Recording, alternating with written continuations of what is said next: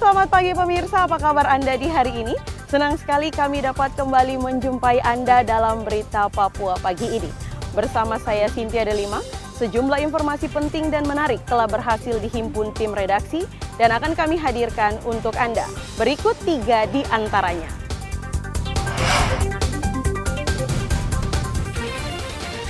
Polisi imbau simpatisan Gubernur Lukas NMB tidak berkumpul di Koya Tengah. 3 orang yang diduga melakukan aksi makar di Bandara Sorong ditangkap polisi.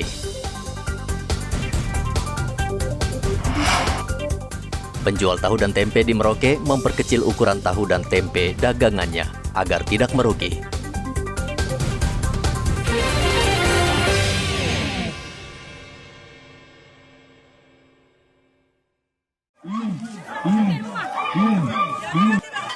Hingga saat ini ratusan pendukung Gubernur Papua masih berada di kediaman Lukas NMB di Koya Tengah, Kota Jayapura. Mereka belum mau pulang ke rumah masing-masing jika KPK masih berkeras ingin memeriksa Lukas NMB. Komisi Pemberantasan Korupsi KPK pada 5 September lalu menetapkan Gubernur Papua Lukas NMB sebagai tersangka dugaan gratifikasi. KPK juga sudah memanggil Lukas untuk menjalani pemeriksaan, namun Lukas belum bersedia datang. Kapolresta Jayapura Kota Kombes Victor Magbon meminta masa pendukung Lukas NMB kembali ke rumah masing-masing karena membuat masyarakat sekitar ketakutan dan situasi menjadi tidak nyaman. Kami mengimbau kepada masa yang di sana untuk bisa kembali ke tempatnya masing-masing Jangan menjadikan situasi situasi yang nanti bisa menciptakan kekhawatiran, ketakutan masyarakat yang ada di sekitar. Kami juga melakukan patroli dan juga ada beberapa titik yang kita juga ada perkuatan di sana. Apabila terjadi sesuatu, tentunya siap untuk melakukan upaya-upaya pencegahan dan juga upaya-upaya pengamanan. Jadi kita harap masyarakat balik aktivitas seperti biasa. Jadi tidak usah khawatir. Proses juga secara hukum. Mungkin dari Pak Gubernur sendiri sudah menjelaskan karena kami lihat ada penyampaian untuk masyarakat kembali seperti biasa. Karena ini juga tentunya mengganggu kenyamanan Bapak Gubernur sendiri. Jadi jangan sampai tujuannya mau mengamankan malah nanti menjadikan dampak-dampak yang kurang baik. Selasa lalu ribuan pendukung Lukas berunjuk rasa. Mereka menentang KPK yang dianggap telah mengkriminalisasi Gubernur Papua Lukas NMB. Lukas NMB disangkakan telah menerima uang 1 miliar rupiah. Dari hasil laporan transaksi keuangan, uang tersebut diduga dari hasil korupsi dan KPK meminta Lukas untuk mengklarifikasinya. Hendra melaporkan dari Kota Jayapura, Papua.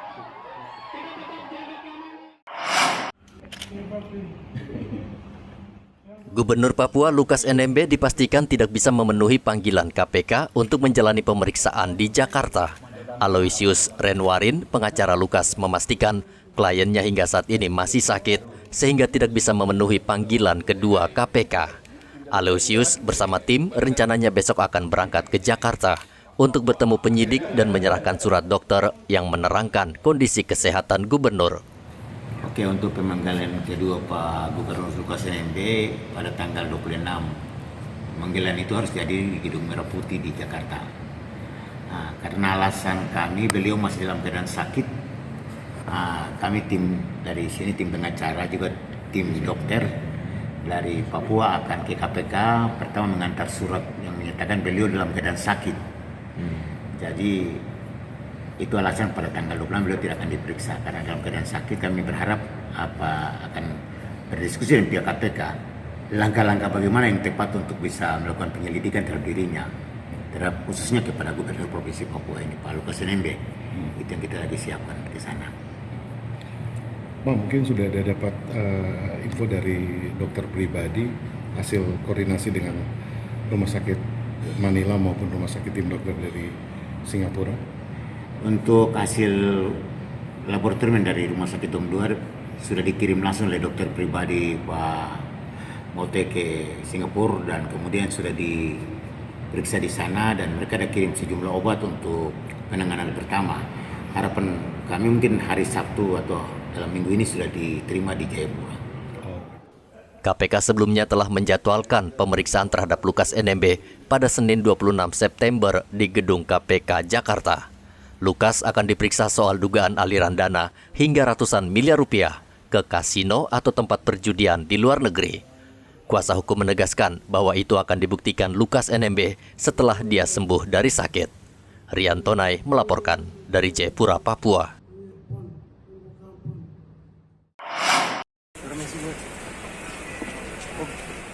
Polisi menangkap 3 orang yang diduga berbuat makar dengan mendeklarasikan negara Federasi Republik Papua Barat. Ketiga pelaku ditangkap di Sentani dan Kamis kemarin tiba di Bandara Deo Sorong. Mereka dijemput petugas dengan pengawalan ketat, bahkan tim Gegana disiagakan dengan persenjataan lengkap. Mereka langsung dibawa ke Mapolres Sorong Kota untuk diperiksa. Ya, masih proses penyidikan ya, masih dalam pemeriksaan. Itu tersangka apa benar? Masih kami dalami untuk itu ya. Apakah mereka ditangkap terkait kunjungannya ke Kota Sorong beberapa waktu lalu kemudian? Ya, termasuk itu nanti masih dalam penyidikan, masih dalam pemeriksaan itu ya. Tapi statusnya apa, Dan? Tersangka atau? Belum kami ini, jadi masih dalam pemeriksaan ya. Tapi informasi dari Kapolres Jayapura sudah tersangka, Dan? Belum. Nanti di besok pagi kan rencananya nanti mau langsung dirilis di Polda ya. Oh, jadi Polda. Oke. Kemudian inisial mungkin Tiga orang aja inisialnya. Inisialnya masih diperiksa inisialnya ya. Nama-namanya belum ada ya. Oke.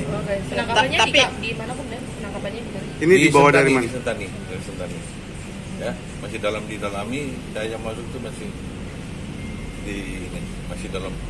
Diduga kasusnya apa, Bung, Dan? Hah? Diduga kasusnya apa? Masih didalami, jadi masih digelar. kemudian tapi mereka ini anggota negara federal itu ya, Papua Barat itu. Makanya masih diambil keterangan, maksudnya mereka, nama mereka apa, semua masih diperiksa. Bukan dugaan makar yang, Dan? Ya, itu masih mengarahnya ke sana ya. Kita lagi dalam tahap penyidikan semua. Untuk pengamanan sendiri tadi kok lengkap sekali Brimob sampai Gegana diturunkan, Dan? Itu kan sudah standar operasional kita, ya, tetap kita harus begitu. Berarti kasusnya kan luar biasa kalau sampai Gegana tuh. Ya, nggak juga kan, tapi tetap kita harus waspada dengan Atensi khusus ya. Senin lalu 3 orang menggunakan pakaian loreng tiba di Bandara Deo Sorong dan mendeklarasikan negara baru. Topan melaporkan dari Kota Sorong, Papua Barat.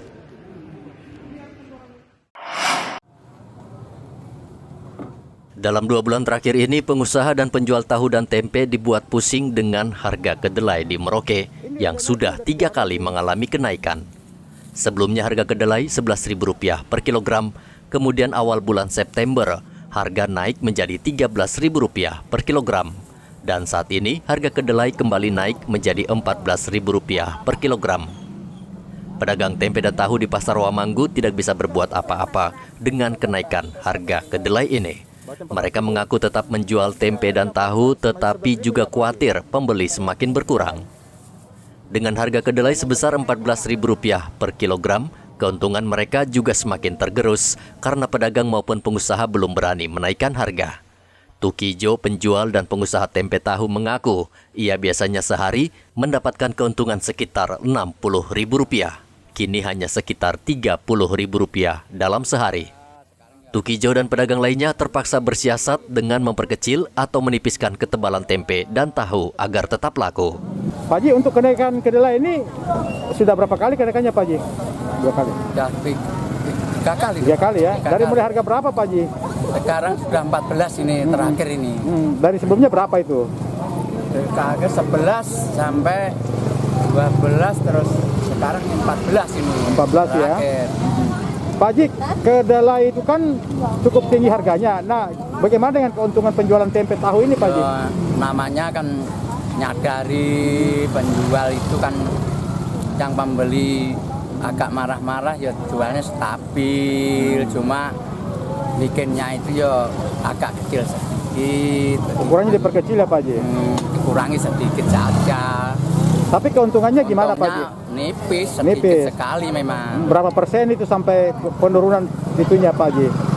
kalau waktu yang lalu ya banyak sekali mana dapat 60.000 untungnya biasa itu, terus akhirnya sekarang tinggal 40.000, 30.000 begitu untungnya satu. Kendati sudah bersiasat, kenaikan harga kedelai ini juga menyebabkan penjualan tempe dan tahu menurun di Pasar Wamanggo. Para pedagang khawatir harga masih bisa naik lagi dan dipastikan akan memukul usaha mereka. Muhammad Ridwan melaporkan dari Merauke, Papua.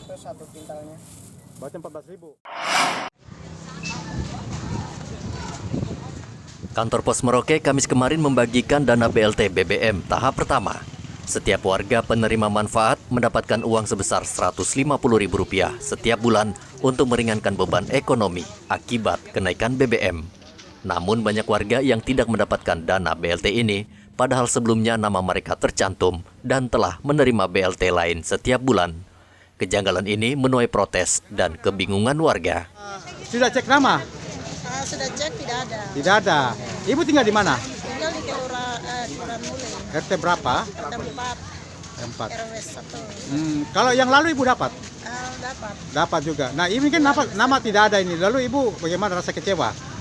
Kecewa. Nah sekarang mau kemana? Tidak tahu kemana nih. Mau ke kantor dulu cek dulu ya? Iya. Sudah cek nama ini? Iya sudah, tapi tidak ada. Tidak ada nama. Iya, tidak Tinggal ada. di mana?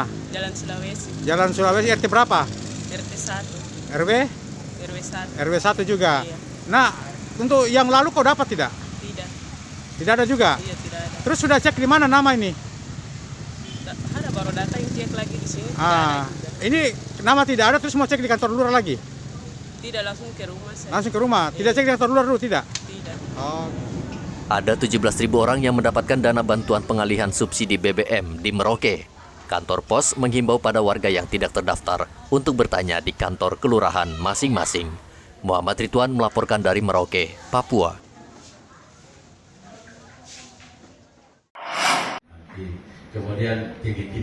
Dewan Pimpinan Wilayah Sahabat Polisi Papua Barat menggelar dialog dengan tema mengantisipasi kelangkaan BBM.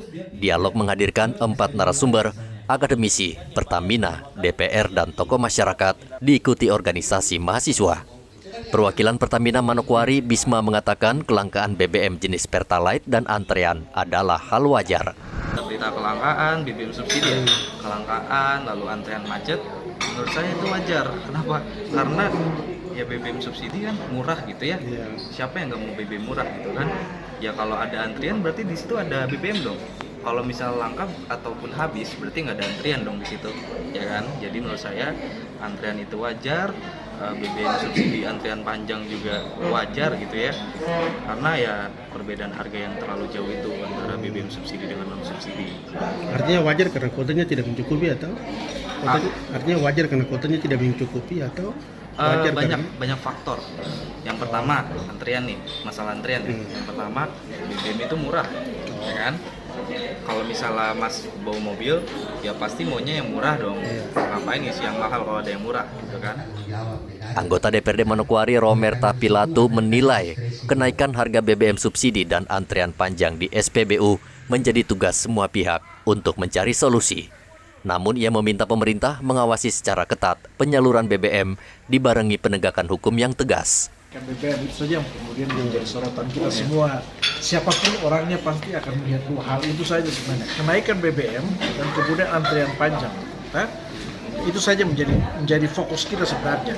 Kalau menurut saya tadi pembicaraan banyak hal, tapi kemudian hanya ada dua saja. Ada masalah yang terjadi di antrean dan kemudian ada kenaikan BBM yang secara terpusat itu sudah dinaikkan oleh pemerintah pusat. Itu dia berdampak terhadap inflasi, dia berdampak terhadap kebijakan pemerintah tentang nanti harga barang naik dan lain sebagainya. Itu dampaknya yang kemudian kita pikirkan bagaimana cara untuk mengantisipasi keadaan itu. Kalau antrian BBM sampai dengan antrian BBM Pertalite hari ini memang ada banyak solusi, ada banyak masukan yang kemudian harus kita pikirkan bersama. Contoh tadi sudah diusulkan, bebaskan saja Pertalite, tapi kemudian apakah itu solusinya? Nanti orang tinggal berbalik terus, balik mengisi dan kemudian kuota kita bertambah dan itu menjadi bagian bumerang bagi kita. Saya pikir ada hal juga tentang pengawasan kita, tentang bagaimana supaya kemudian orang mengisi itu tadi dengan kriteria pemerintah pusat bilang tidak boleh lebih dari 2000 cc, mungkin supaya kemudian subsidi itu kena tepat pada sasaran, ya Pak. Rencananya hasil rekomendasi FGD ini akan diserahkan kepada pemerintah daerah. Edi Musahidin melaporkan dari Manokwari, Papua Barat.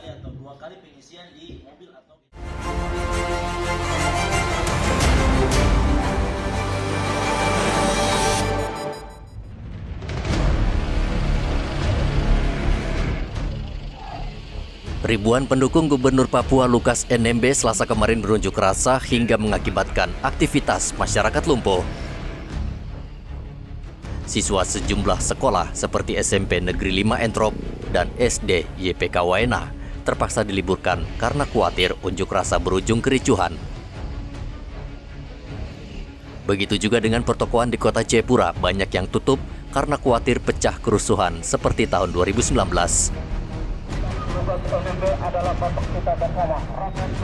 Ribuan warga yang berada di Taman Imbi Pusat Kota Jayapura berorasi di hadapan sejumlah anggota DPRD Papua. Pengunjuk rasa menilai penetapan Lukas NMB menjadi tersangka adalah tindakan kriminalisasi sehingga status tersangka harus dicabut.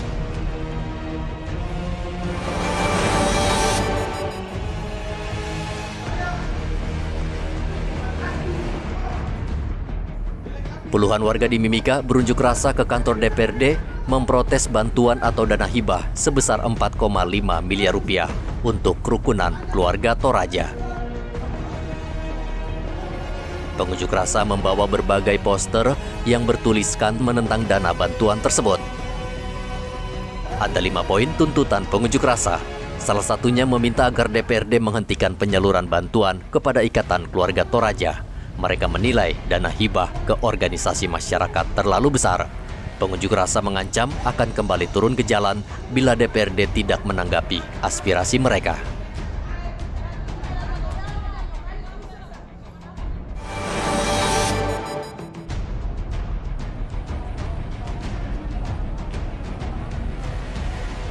Ratusan mahasiswa Nduga berunjuk rasa terkait kasus pembunuhan disertai mutilasi terhadap 4 warga sipil di Kabupaten Mimika. Unjuk rasa digelar di halaman kantor DPRD Kabupaten Jayawijaya. Mahasiswa berjalan kaki dari Pasar Sinagma ke kantor DPRD Jayawijaya. Mereka meminta Presiden Jokowi dan Panglima TNI mengungkap secara transparan kasus mutilasi tersebut, khususnya bagi mereka masyarakat di wilayah pegunungan Papua. Mahasiswa kemudian memberikan pernyataan secara tertulis kepada Niko Kosai, Wakil Ketua DPRD Kabupaten Jayawijaya. Lalu mereka membubarkan diri dengan tertib.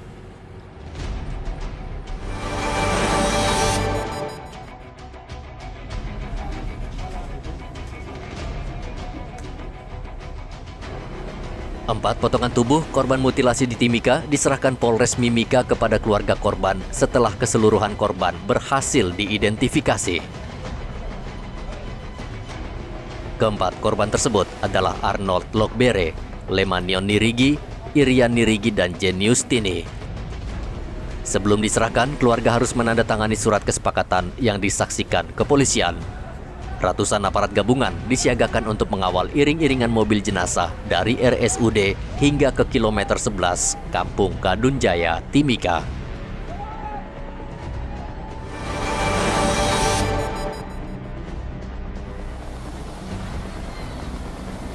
Hujan deras yang mengguyur kota Merauke sekitar 3 jam menyebabkan sejumlah ruas jalan tergenang air. Kawasan yang parah adalah Jalan Nusa Barong, Jalan Kimam, dan Jalan Asmat. Ketinggian air bahkan setinggi lutut orang dewasa. Bahkan sejumlah rumah di kawasan ini tergenang air. Jalan Kimam merupakan salah satu kawasan di Merauke yang langganan banjir. Hal ini disebabkan drainase yang tersumbat sehingga air tidak mengalir deras.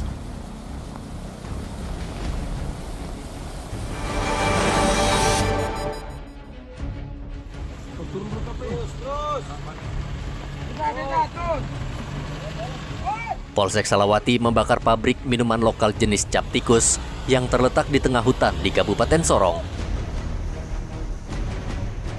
Petugas cukup kesulitan melacak para pembuat minuman keras tradisional ini. Petugas menemukan sejumlah jeriken berisi alkohol, hasil suling buah yang biasa disebut cap tikus dan siap dijual. Selain itu, polisi juga menemukan 6 ton bahan baku miras yang masih berada di dalam drum. Keseluruhan barang bukti ini dibakar di lokasi.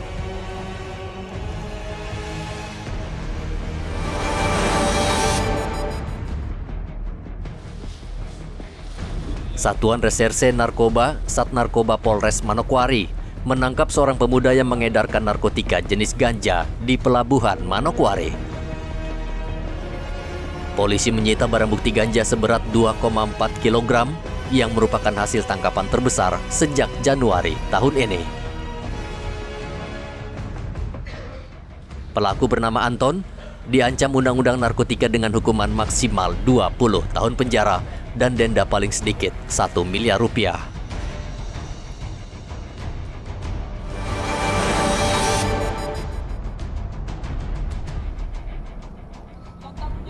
...900 prajurit dari 2 batalion tiba di Merauke untuk menggantikan Satgas Pamtas TNI yang sudah bertugas selama 9 bulan di kawasan perbatasan Indonesia dan Papua New Guinea. 2 batalion Satgas Pamtas TNI berasal dari Batalion Yonif 511 di Biatara Yoda dan Batalion Yonif 725 Woroagi yang akan menggantikan Yonif 1213 Rajawali dan Yonif 410 Alugoro.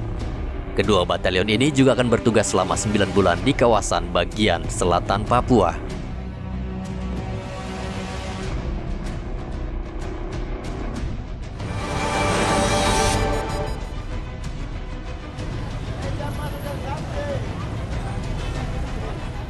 Kantor Pos Timika menyediakan 2 tempat bagi warga yang hendak mengambil bansos sembako dan BLT BBM. 2 lokasi penyaluran berada di halaman kantor Pos Mimika. Pihak kantor pos cukup kewalahan melayani warga karena membludak. Mereka mengantre berjam-jam dengan membawa persyaratan berupa KTP, kartu keluarga, serta surat pengantar penerima BLT BBM maupun bansos sembako. Polisi yang dikerahkan untuk mengamankan penyaluran juga kesulitan dan terus menghimbau agar tetap mengikuti aturan agar penyaluran berjalan lancar.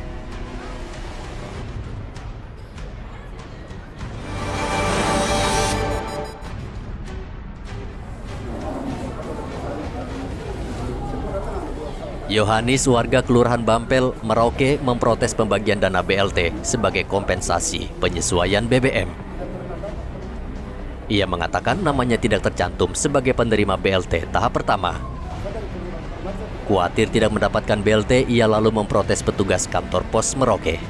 Petugas akhirnya meminta Yohanis menghadap langsung ke pimpinan kantor pos. BLT ini diberikan untuk meringankan warga yang terkena dampak kenaikan BBM. Pemirsa, berita yang baru saja Anda saksikan sekaligus menutup jumpa kita dalam Berita Papua pagi ini. Saya Cynthia Delima bersama kru yang bertugas ucapkan terima kasih. Kami pamit undur diri. Selamat pagi, semangat pagi, Wanyambe.